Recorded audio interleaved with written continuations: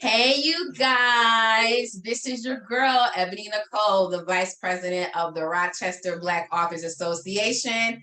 And you know what your girl loves, authors. So every time I have the opportunity to sit down, whether through Zoom, on the phone, or in person with an author, it becomes a highlight of my day. All right. And so today I have another highlight. Hello, somebody. But before we get into talking about this amazing author, chatting with her and getting all the details of how she became, how she's sustaining, and what more she wants to do as an author, y'all know I got some things to talk about first.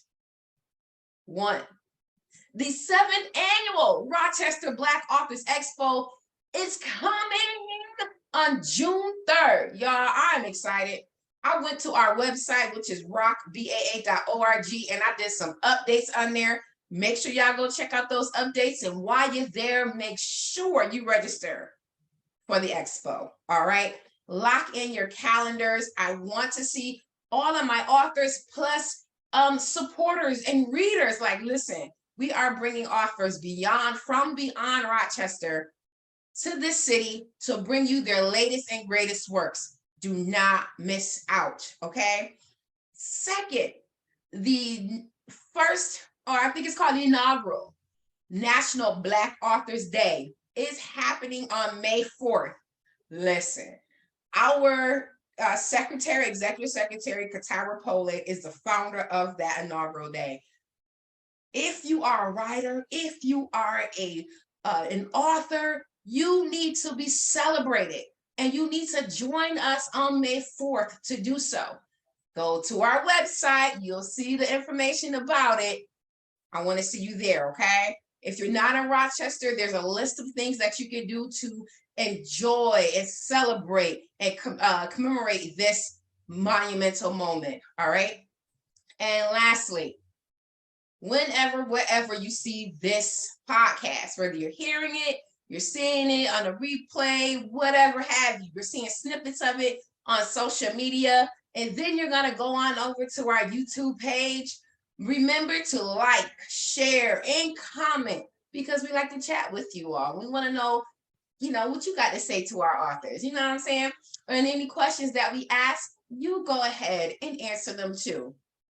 And also, make sure you go back to our website and register to join me. If you are an author, aspiring author, a poet, if you are a writer of any type of genre, whatever you do in the book business, the book era, genre, or the book arena, whatever, let's talk, all right? I'm always willing and able and ready to chat with you about what you do, what you're doing, and what's to come. So with all that preliminary stuff out of the way, let's get right into it. We have an author from Rochester, and y'all know this is my city. So let's hear it from Ms. Lisa. Tell us about who you are, darling. Thank you so much for having me. I'm so grateful for this opportunity. My name is Lisa Davis Wall, and yes, I'm from Rochester, and yes, I am now a two-time author here in the city. First of all, I'm a mom and a grandmother to 5. Oh, come on, Grandma. Thank you. They're so sweet. And I am an elder in my church, New Life Ministries. And I manage the respiratory care department at Highland Hospital. Wow. Yeah. So you make sure people get their breathing together. Get your breathing together. Yes. Okay, because yes. Listen. Yeah, so I'm a respiratory therapist. And I have a small business called Mustard Seed Works, where we develop faith-based products. So your t-shirts and journals and cups, those type of things. So that's who I am. A woman of many hats. Yes, I am. Okay. So tell us about how you became a 2-time published author. Like, where did that come from? Did you just wake up one morning and say, you know what? I want to write. No. So for me, I went through a divorce, and in it learned so much about myself, Yeah. about my spirit man, all of Mhm. those things. And I felt like I had a story to tell. When I was in school, before went to the respiratory therapy school, I thought I was going to go to school to be an English teacher. So I've always Oh, wow. loved to write. But that was not the career path that I chose. So writing and journaling and all things pens and paper have always been something that I have loved. But the whole concept that I would write a book, much less two, um, it seemed like too much of a project for me. I didn't Oh, think that yeah. was possible. But I had this story burning in me. God had showed me a correlation with something else that was happening in my life, and I said, okay, I'm going to tell my Yeah. story. I'm going to tell my story. And so I started writing with a writing coach, Yeah. uh, to assist me in that project. I knew how to write, but I didn't know how to write a book, and I Yeah. didn't know The two are not the same. they're not the same exactly. Mhm. And the organization that goes with it, and the dedication and commitment that's required. Yes. And I needed someone to hold me accountable. Yeah. And so we worked together, and I wrote the first book. And then she pressed me and said, this book needs a workbook to go along with it, Yeah. Yep. So that's what we did. Listen, I there's a couple of things you pointed out, but one is when you said that you wanted to be an English teacher but became a respiratory, those not even on the same. When Right. we're thinking about libraries, they're not even on the same book out of the aisle. They're completely different. So Yes. that realizing, what this is what I like to do, but this is not something I want to go into that particular field around what I like to do. Mhm. And then when you said that you knew God told you had a story, He showed that to you. A lot of people get scared when they go, like, I don't know how to do this, and they never take the initiative to find out how to do it. Exactly. And that's And where I another was for thing, many years. Yes. yeah, you hold on to it, and it's like you don't have to know how to do it. You just need to do it. But you do need to take the steps and say, okay, God, this is what you want me to do. Show me how to do it. Mhm. And he would, of course. Um, and then you were mentioning how you sought out a writing coach. Mhm. As a writing coach, let me tell you, not you, but the people, Mhm. we as writing coaches are so beneficial to your writing process. We want you to stay on the course. And we know from our own personal experiences that we can get hung up on some things. Depending on what you're writing, it could be something that's emotional, something that you have to dig up past traumas, and we know it's going to be a process for you. We know that writing and book writing are not the same, and so we are here to help you all. So I'm glad you knew that and sought someone who can help you, Mhm. because otherwise it'd just be a thought, and God would be poking you like, "Get it done." And that is awesome. So, what is the name of your first book, and tell us about it? The first book is called The Unraveled Sweater. And Oh, it's called The Unraveled Sweater. No, mhm. I'm sorry. The Unflattering Sweater. The Unraveled Sweater is the next book in the series. Okay. Okay, Do you have the copy of it there with you? I do. I do. Uh, there we go. Oh, it looks like the Zoom is fading it out. There you Right. go. Yeah, The Okay. Unflattering Sweater. Yep. And again, it's about my journey through recovering from divorce. And Ooh, as I real was quick, you said your journey from recovering from from divorce. divorce. I've never heard it put in that manner. Yes, yes. Yeah. Okay. I actually like that. Go ahead. I'm sorry. Okay. And and at the same time that I was recovering, I was knitting a sweater. Wow. Um, and he showed me the correlation of how I got the sweater knit, and even though it was structurally correct in what I had first expected that I would knit, when I tried it on, it was unflattering. Mm. And it was so painful to me that something that I had created was unflattering to me. And he showed me the correlation of how it was the same thing with the marriage, that what I thought it was and what it turned out to be were two different things, and it was unflattering.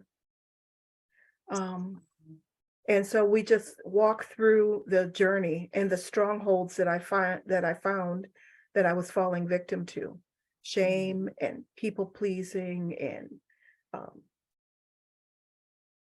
um, deception and just rejection, all of those type of things. We walk through the strongholds and how the recovery from the divorce, that the things that I had to learn about myself, the things that I had to come to grips with, the things that I had to forgive myself for, the things that I had to understand about how God interacts with us are all spelled out in the book. And the journal comes alongside after I have done that work and told my story. It allows the reader to then do the work and tell their own story. Yes, yes, yes. And that's what I love about when people share their story. You're not just opening up, and I always call it opening old wounds so other people can heal. Right. But people don't understand that it's a process to even get to that point to say, I'm healed. Now let me open this up so you can be healed. It's not something that happens overnight. Sometimes it takes therapy or counseling. It takes spending time with God and getting back to the better you. And I like how you said your book was about your recovery from that. And I didn't mean to interrupt you, but I just heard it. I was like, this sounds very powerful. And an idea came to my mind, and I'll tell you about that in a minute. I just thought it was just absolutely beautiful, and how you worded it in a way that people can receive it. And it's just not like I'm getting over divorce. You can't just get over something with someone that you spent years in. It's like when people say, get over losing a house, or get over, a car accident. Excuse me. You can't tell me to get over something. I need to grieve. I need to heal, and I need to be strengthened so I can move forward. When you had taken the time to write out your story, what were some of the hardest parts? I think that I had to overcome the fear of what are people going to think of me.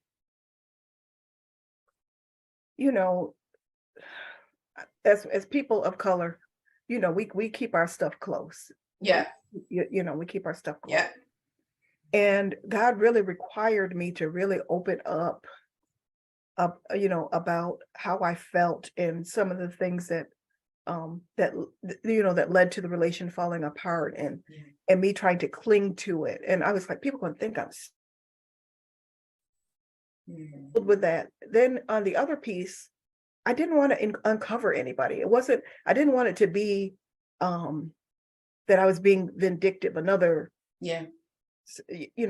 so I was like, if I have to uncover myself, then that's one thing. But Father, I don't want to have to, I don't want this to be a tell-all about someone else. Yeah. And so trying to find that balance was difficult. The other thing that was also hard was finding time to write. And I really had to, I wrote my books at the library. I went to the Henrietta Library, where they have study rooms, and after work I would go and book them and would write for a couple hours. I needed to step out of my space into a different space to reset myself to be able to write. Come on, reset. Some people think you get to sit down and it all come out. No. It doesn't work that way. It does not work that way. So now you have these 2 books out, and you're working on a third. And this season, as I stated before, is about branding the author and being more than just. So how have you gotten your name out there? What type of branding did you do for yourself to draw people to you and make them say, you know what, I need to talk with her. I need to bring her into my organization for a conversation with my attendees at my event, and she has wisdom and knowledge and understanding that my group, my tribe, or whatever could hold on to and consume. How did you begin to brand yourself? Well, I used social media Mhm. to my advantage. I started out with just starting to drop some small bits of wisdom Yeah. about other things to try it. My brand, if I had to define it, is the person that I would be marketing to is a woman who suffered disappointment. Um, Mm. and it didn't have to be a divorce. You know, I didn't want my brand to only be about the divorce. The Yeah. divorce uncovered how I had to recover from disappointment and things Mm. don't work out the way that we always think they do and how to start again. Yeah. And so I started by doing some just, little posts with dropping wisdom here and there.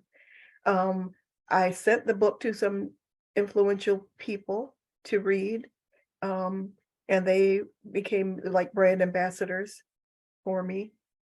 Um, and that's really how we began with that. And then I've had a couple speaking engagements that came from that, and Hmm. that spread the word. We've had um Wait, come book up closer because it faded your face out again. okay. Okay, there you go. Um we've had book signings. Okay. Um and I just trying to find my readers where they live in Hmm. in the different places going forward. So one of the things that came to my mind, and another one just popped in my head.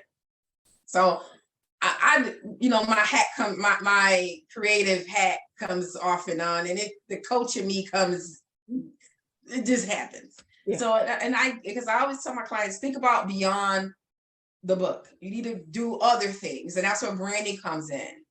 And so for you, one idea I thought of, the first one was doing some type of Facebook Live Mm. where you would bring on panelists and have the conversation about recovery from divorce. Now I know you said that's not what you want to build your brand. That could be like a branch of it Mhm. as you build your brand. Mhm. And have people come on and talk about their own personal experiences with recovery from Mhm. it. You can either not just the wives or the husbands, but you can bring the children on as well. Yeah. Since you are a nana or grandma or big mom, whatever you call your grandbabies call you, you could bring older grandkids on. Like, Mhm. how did you feel when grandma and grandpa, divorced? Because we don't necessarily think about the kids and how they are going to respond. They're used to seeing grandma and grandpa together, but grandma can't, if grandpa come over, grandma not coming, and vice versa, depending on the Mhm. dynamic of the divorce. So you can bring people on to have that conversation. Then once, maybe like a year after you got so many, did I freeze? No, not that I didn't. Okay, because my thing just popped up. Oh, your internet's not stable. I was gonna say, wait a minute, Spectrum. My bill is paid. Don't do that. So maybe like a year later, after you build up a following around that Facebook Live, and Mhm. it doesn't even have to be. You could do like Recovery Fridays or something, and you have maybe a 30-minute hour show, and you bring these different people on and you have the conversation, a panelist style. Then after you got, again, a year later, you got all these people, you gain this audience, then you do an anthology. I've done many of them, either as a visionary or I've joined other visionaries on their anthologies. Then you bring people together who can teach others how to recover from divorce. Mhm. You teach, like, okay, so we all can teach from our own personal experiences. Maybe some didn't need therapy, some maybe did. How did you go about, if you need a therapist, what kind of questions did you ask, or what questions were asked of you? What revelations came out of that? How did you, if you have children with this person, how do you co-parent? If you have assets like houses and stocks and bonds and all these things, what did you guys do for that? Give advice on that, because I've never been married, not divorced, but I can only imagine the fog Yes. of now we got to split up 25 years. Mhm, mhm. What in the world? We got to go piece by piece, year by year, month, second, week, day, and rip it all apart. Fog brain. I need help on how to handle this. So I think a show would help you, and also doing an anthology, I think would be great. And that'll give as the visionary behind it, it will allow you to give other people a platform to become published authors with you, and to also build their own platform. And again, it doesn't have to be your niche, but it can be another branch of what you do. Oh, sounds wonderful. All Just, right, just an Coach. idea. Go Just ahead two now. little ideas. But this is normal. When I have authors come on, they be talking. I'm like, ideas just be popping up, ping, ping, ping. And it's all based on what you say, what you share. Will ideas come to me? So yeah, rock with them. Please go Amen. forth and rock with them. Lay out everything and just, you got it. I think that'll be a great way to help to continue to build your brand. And then Thank you you. never know, that might open up other doors, more doors for speaking engagements. So certainly look into that. I will.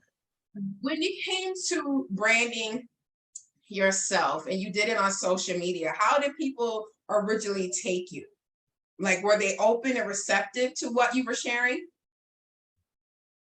Yes, yes, I was well received. Many people, it's interesting um in uh, in our divorce, it was so amicable Mhm. that people just looked at like, how did that happen in that way? See, and it's the conversation, because me, I think it's gonna be the worst. It And was you are proof that it's not. no, it doesn't have to be, and it was so amicable um that we myself and my ex-husband remarried. We could all attend the same church, and people were like, "Whoa." Like, Yeah. over here, ex-husband over there. Yep. Child, I would, and this is why I say when I'm to be a little transparent here. Jesus be checking me real hard when I be trying to be judgmental of people and they walk. Hmm. I'll get this check in my spirit when I want to do it, and he'd be like,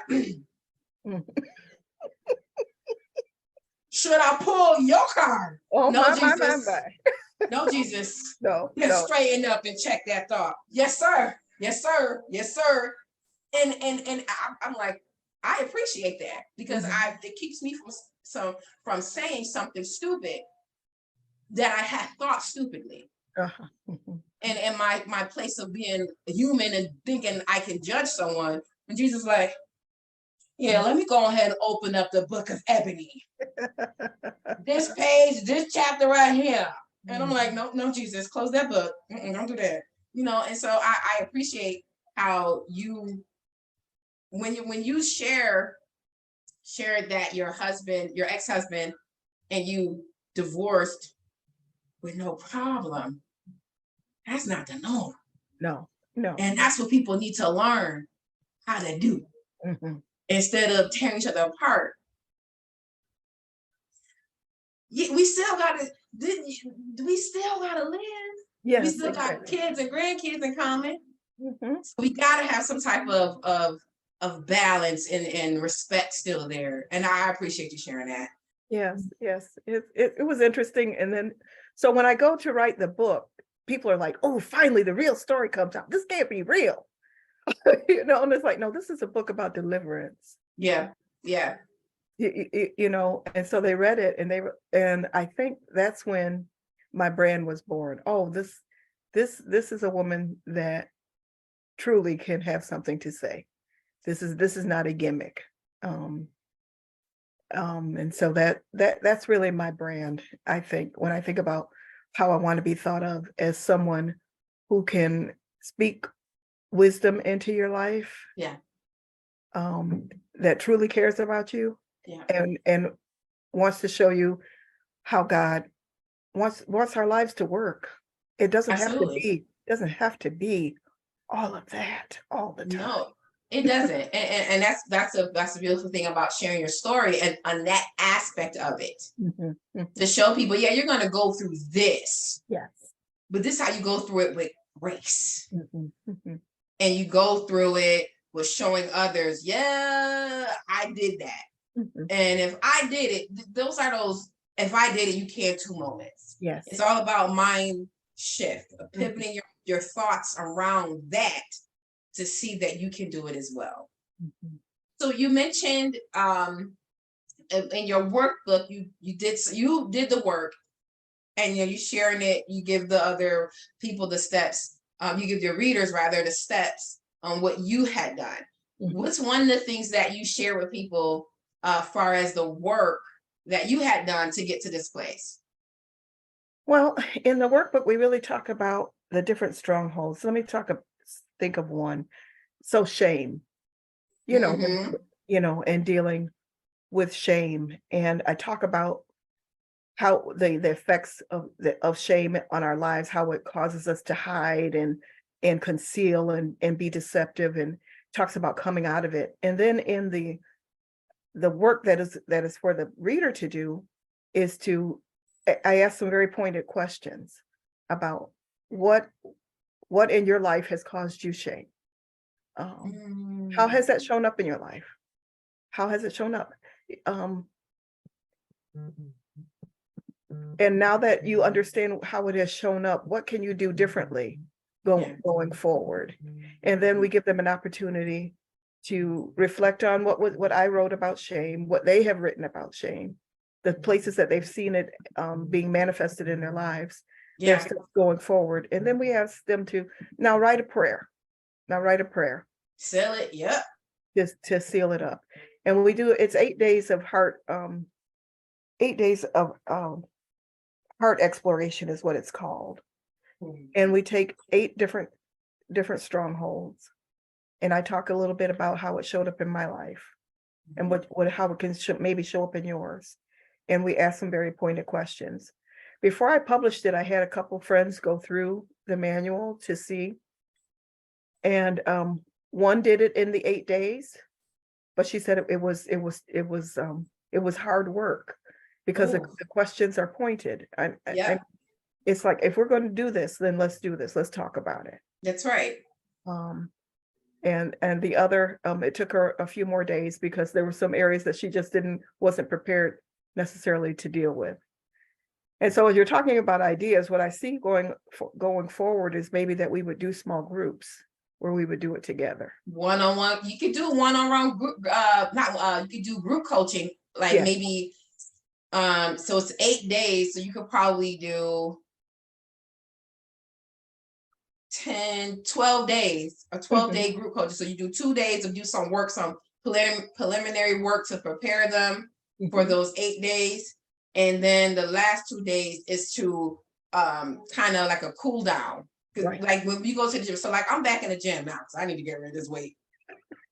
Yeah, my doctor said you are pre this, and I'm like, no, Lord, I don't want to be pre nothing. Okay, so let me get this out. So when I go to the gym and I do my cardio for 15 minutes, it's like a 3-minute cool down period, and it's because I don't went hard, now you got to cool down.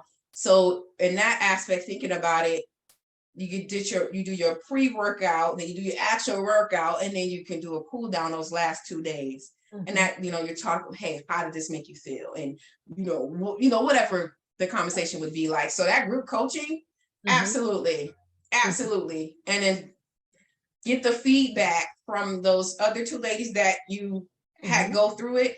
Get their feedback, either written, well, I would say video and written. That way you can share it.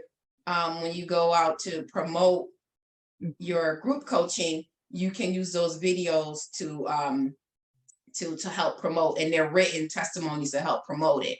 Right. So I think those like a 12, there's like 8, 9, 10, or 12, 12 days. A 12-day would be great. Longer if you want to, but I'm 12-day would be great. And it's got the price on it, like $275, something like that, and it includes the book. There you go. Yeah. Mhm. More if you want to, but $275 just came on this flash, $275. So whatever you choose, but I won't go less than $275. Okay. Don't go less than $275 because it's worth it. All they're getting, they get you for 12 days straight. They get all this pre-work, the actual work, and then cool down period. Absolutely. Absolutely. And then it gives them an opportunity to be real with yourself. Like, be for real and open and honest. This is how you feel. This is, and it's okay to know how, if this is how you feel, it's okay Yes, to know. Not, but it's not okay to sit there. exactly. So let's get you up and out of it. I'm excited. And this was just an idea you had. And I'm like, girl, go ahead.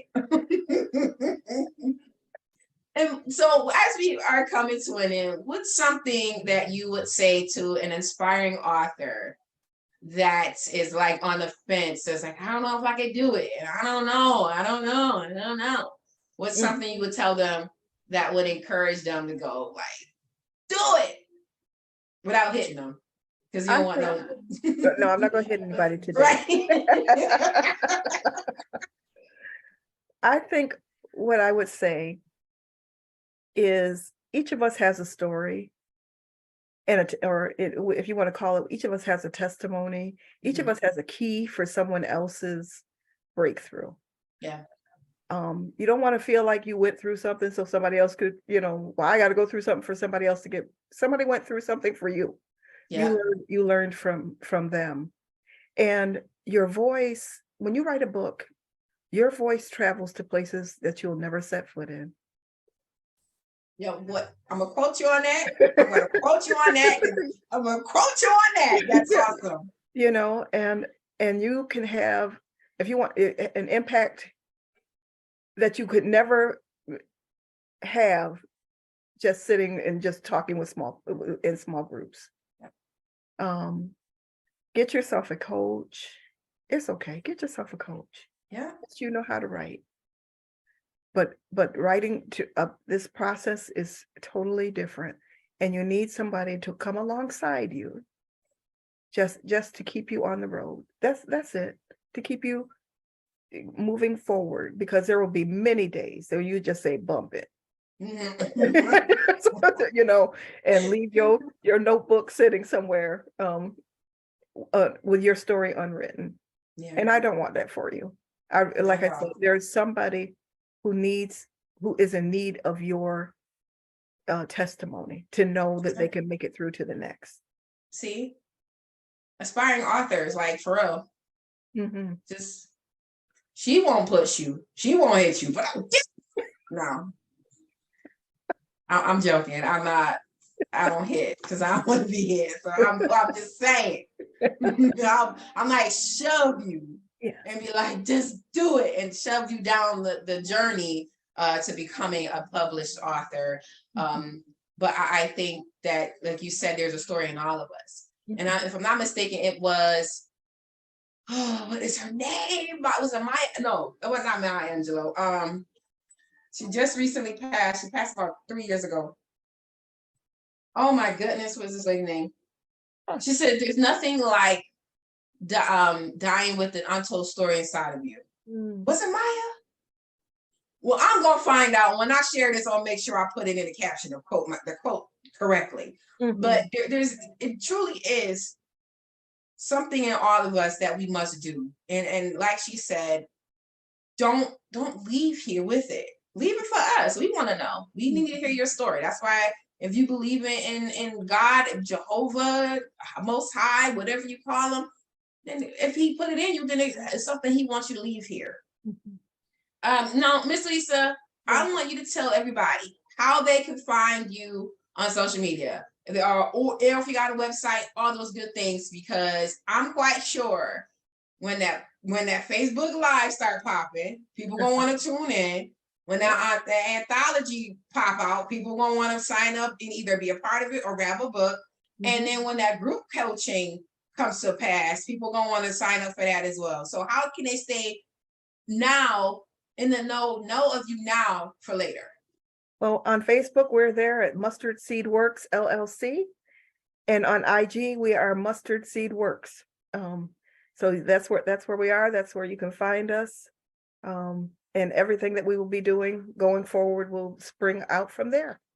Awesome, awesome. Well, I just want to say thank you so much for joining us today and sharing your wisdom and insight from how you got started to branding and to telling us more about what's to come from you. Like, hands down, y'all know I love my city. Always shout out Rochester, New York. Y'all know I love my city. We got so many talented authors here. And if you want to do what she and I and many others have done, find people, get into a writing community. There are thousands out there. Get into them, learn the craft, do the work, become published, build your brand, tell people who you are, why you do it, how you do it, your passions, everything. And watch what happens for you. No more fear, only moving forward. You guys, that's it. That's all we got for today. But it's never really over, because I want you to make sure you connect with Miss Lisa. She dropped all the details. Don't be like, well, Eb, I don't even know. She said it. And plus, I'm going to share it so you'll know. And make sure you go on over to our website, rockbaa.org, for all the information about the 7th annual Rochester Black Authors Expo happening on June 7th. No, that is not it. June 3rd, y'all. They're going to kick me off the group. They're going to kick me off the board. They're going to say, no, Vice President, we got to get rid of you. This is not it. Make sure you join us, all right, on June 3rd, all right? We are expecting many, many people to come through as always. And we need more authors. We need more authors to join this, okay? So head on over to our website to do so. While you're there, you can check out information about upcoming events. And if you are an author or if you are in any part of the book publishing, marketing, promoting, graphic design, if you're an illustrator, doesn't matter. Anything you have to do with books, let's chat, all right? And that's it, you guys. I hope to see you very soon. And if you got any questions, you can always just email us at blackauthors.rock, R-O-C, at rocbaa.org. Have a good one, and I'll see you soon.